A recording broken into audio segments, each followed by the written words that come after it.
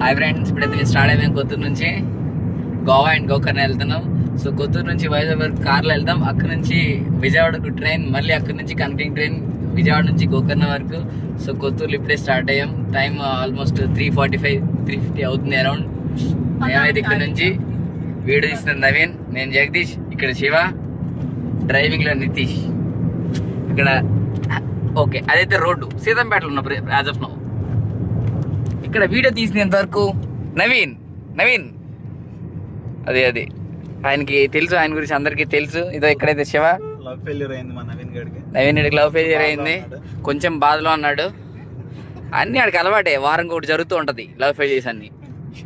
రీసెంట్గా సాయికి కూడా ఒక లవ్ ఫెయిలియర్ అయింది, వాల్ పేపర్ పెట్టుకున్నాడు. అంతే.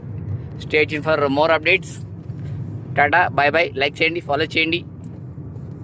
గోకర్ణ కోసం ఏమైనా డౌట్స్ ఉంటే 1 వీక్ తర్వాత నాకు మెసేజ్ చేయండి, నేను చెప్తాను.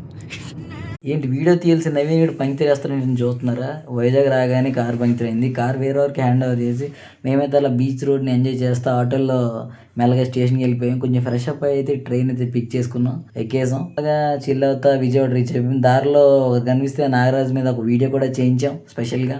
విజయవాడ రీచ్ అయిపోయాం, చక్కగా కుమ్మేసాం. ఫుడ్ అయితే తినేసాక మరి ఇంకొక మాల్కి పోయి షాపింగ్ చేయాల్సిన వాళ్ళు చేశారు. సో శివగడ చేశాడు షాపింగ్ బాగానే. డూమ్స్ డే ఏదో ఉంటే నేను కూడా ఒకసారి లోపలికి వెళ్ళా. ఎక్స్పీరియన్స్ అయితే బాగానే ఉంది. 100 రూపాయలు అని తీసుకున్నారు, బాగానే ఉంది. ఏంటి పిల్ల వచ్చే పనులు అని ఎవరు అనొద్దు, నాకు నచ్చింది, చేశాను. అలా విజయవాడ రోడ్ల మీద తిరిగి చాలా రోజులు అయింది కాబట్టి మొత్తం తిరిగేసి అప్సర బాదం పాలు అవి ఇవి తాగాం. నైట్ అయితే ట్రైన్ అయితే మళ్ళీ ఎక్కేసాం. ఫుడ్ అనేది తీసుకొని గుర్తొచ్చింది, ఫుడ్ మేము తీసుకోవాలా. పృథ్వీగడ తెచ్చాడు 90 రూపాయలు టిఫిన్ అనమాట. రెండు చపాతీ 90 రూపాయలు గుంటూరు నుంచి. చపాతీలు బొక్కలో ఉన్నాయి కాబట్టి పడేసాం, మరేం చేయలేక. ఇంకా ఆ రోజుకి అయితే స్లీప్ వేసాం. నెక్స్ట్ రోజు ఏం జరిగిందో నెక్స్ట్ పార్టీ చెప్తాను. మీకు అంత ఓపిక లేదు, అంతసేపు చూడడం నాకు తెలుసు. That's all, thank you. Like చేయండి. Welcome to part 3 of Gokarna and Goa trip. Part 1 part 2 already ప్రొఫైల్లో ఉన్నాయి, చూసేయండి. ఇది మా జర్నీలో డే 2. పొద్దున్న లేచేటప్పటికి 8 అయింది. సో వెంటనే మేము రీల్స్ అయితే మొదలు పెట్టేసాం. మా గ్యాంగ్ అంతా చెలరేగిపోయారు రీల్స్ లో.